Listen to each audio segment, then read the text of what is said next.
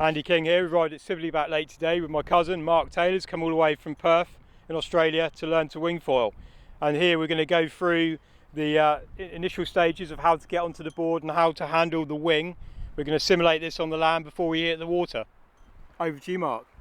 Thanks, Andy. Can't wait. I'll swim up to it and I just throw that, let that go away a little bit, like that. I put both hands, I put my hands quite wide, Yeah. and then I get on like this and I do it like that. So you need to be, and that's what I think, because you need to be quite a long way on the board. My feet might just be off like that. Yeah, okay. And so then I'll just grab hold of that and pull that up. I'll get to there and then I'll just bring that foot up and just stand up. And that's kind of what you want to be doing. Does that make sense? Yep. Come on again, you get right next to it, get your hands nice and wide so you can just, because you're obviously pressing out onto it. I get my fingers over that, pull over it. And if it's a bit wobbly, just lean on this. Yeah. And then once you're stable, getting that under, and put that up, like that, and then as soon as you get that, you just up. Right, okay. And that's how I'd always get up, rather than, I don't rarely get. So nice and wide. Yeah. And then You'll be sort of pulling onto the board, get right over it. Get right over to your point, your feet are just off like that, that's it. And then you can leave your feet, I kind of have my feet hooking over the edge of the board a little bit. Yeah. So just sort of splay them over like that, that's it. And probably just start to think about positioning yourself like so you're over there, Mark, a bit. Like no, the other way, because you're going to be going out to the lake. Okay. That's it. Oh. My knees are sore. Oh. I just bring that one back over a bit more, so that front foot wants to be sort of like that, that's it. So just let go of that backhand if it's getting a little bit out of control. It's going to be bouncing over that hedge.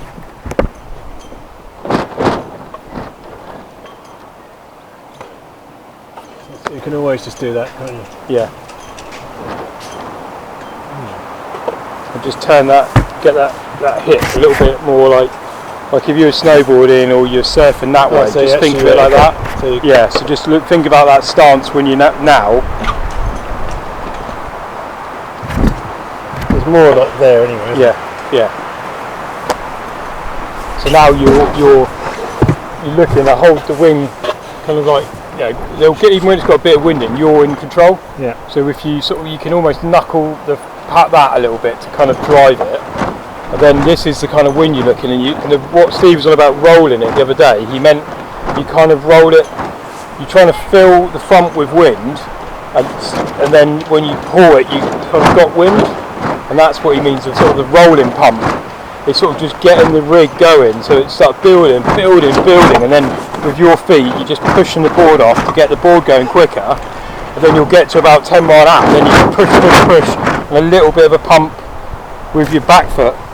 Is to get the foil going. Just be really sort of strong with that dominant arm to keep that, and then roll it. Just sort of roll it a little bit forward. That's it.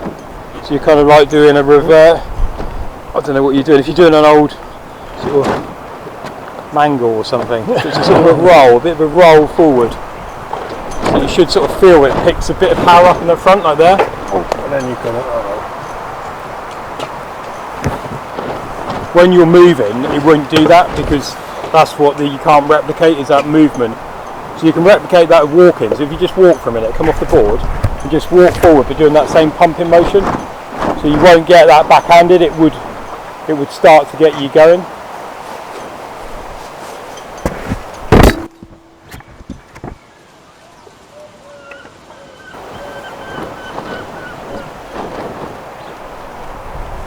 There'll be a big gust in a minute, you'll feel it coming. Because technically, actually, if you jump off a minute, you'll spin because the actual wind, your board should be more like that. You probably get less, you'll be more in line with the board now.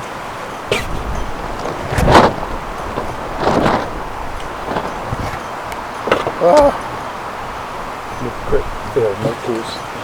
Makes sense. Got it? Yeah. Oh.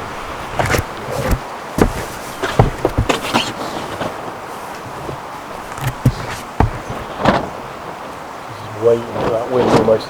You can just sort of do that just to get it filled, and then as soon as you get a bit of wind, just to roll, to fill it. Nobody wind is the problem. Wind sports need wind. Yeah. Anyway, I'll let you we'll go through the whole thing then. So luckily it's gone there, it's not upside down. You swim into your board.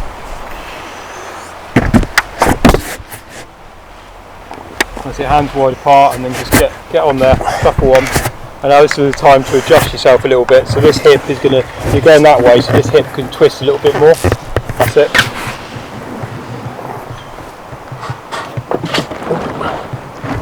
So now look where you're going to go. That's it. So you get that way you get a better position on your board.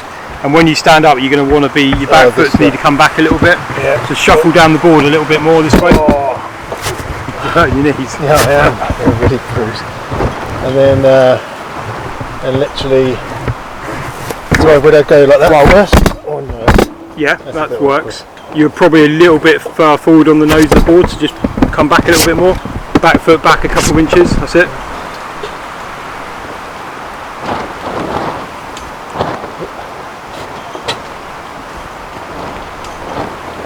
And now the key is that when you get the opportunity to get the gust, you need to get the board moving fast enough so that starts to release water.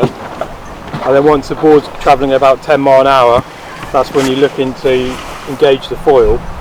And so it's a subtle pump on the back foot. If you've got plenty of wind, it will almost engage itself, because your board will keep going past 10 mile an hour, probably go up towards sort of 12, 15, and then the foil will force itself up. But before that, in lighter winds, you need to free the water tension's going to stick the board until you get enough movement for the board to start to plane. And as soon as the board starts to plane, at that point you can start working the foil, which is just subtle pumps on the back foot. And it is quite subtle on the big ones. You don't need to do a lot. It's just a little kind of tap. I don't know what, maybe it's like a bass drum, just hitting that. Just a little bit of movement to encourage the foil to start working. You're forcing sort of air over the water under the foil. Just to do the speeds, top and bottom speeds. That's how it generates a lift, the aeroplane wing shape. And do you get, like, you know, sometimes with windsurfing it was really overpowered and the back end, you just suddenly lose the back end? No, not really. Because that's so much bigger. Because I remember sometimes you'd be there and the back end would just slide out. Your fin would cavitate, slide out. You don't get that. What you'll get is the foil will lift until it leaves the water, or the tip will cavitate and then air will get under it. So it'll either go up high and then burp out, or it'll get air under and then it will drop down. So really on that, for big foils, they'll just tend to lift, and when novices are on them, they'll just sort of get going, they'll keep putting back foot pressure on, and it will just be like on a little elevator ride all the way up until the foil will breach, and then you'll just eject, because once it gets up, it will then sort of just lose. You'll just sort of do a little mini jump and then you'll just eject off the board. You haven't got any straps, all you do then at that point is just jump off the front and hold the wing, and then you'll just come off. So if it comes all the way out? Yeah, but it will tend to normally it will skip off downwind, and if you kind of come out this way, the foil shouldn't be able to catch up with you, or you can come off there. But what they always say is don't try to fight to stay on, because that's when people get tangled up with the foil when they try to save it. They say if it feels like it's going wrong, just get off, because you don't want to be kind of teetering on the edge of disaster, because at that point your board slows down and everything's closer to you. If you go that way, the board could come over and then the foil could in theory come out of the water and you sort of land on it. So they're saying as soon as it feels wrong, kind of just give up and restart. I don't want to encourage you to jump off every time it feels unusual, because you won't know what it feels like. So I'd say stick with it, but don't try too hard. If you're like, realistically, the big foils we're using, then I don't think they're going to come out of the water after you. Most of the time they're quite happy underwater. The board won't turn turtle very often because it's all heavy and it's quite big wings. You're going to have to do a lot to get that to come out of the water. So generally you're going to fall off and that board will just follow you around, but the foil is going to be 80 centimetres underwater.